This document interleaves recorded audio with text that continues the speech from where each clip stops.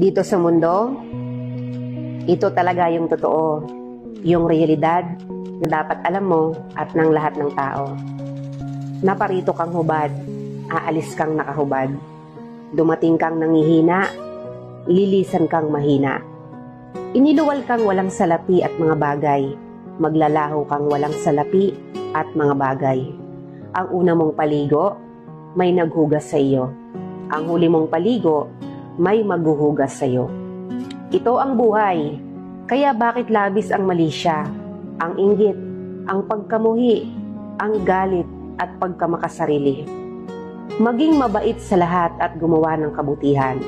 May hangganan ng oras natin sa mundo. Huwag sayangin sa walang kabuluhang bagay. Manalangin at higit sa lahat, huwag na huwag nating sasambahin ng pera. Dahil kahit anong dami ng pera mo o ng ari-arian mo, kapag binawi ng Diyos ang buhay mo, iiwan mo rin yan at hindi mo madadala sa iyong pupuntahan.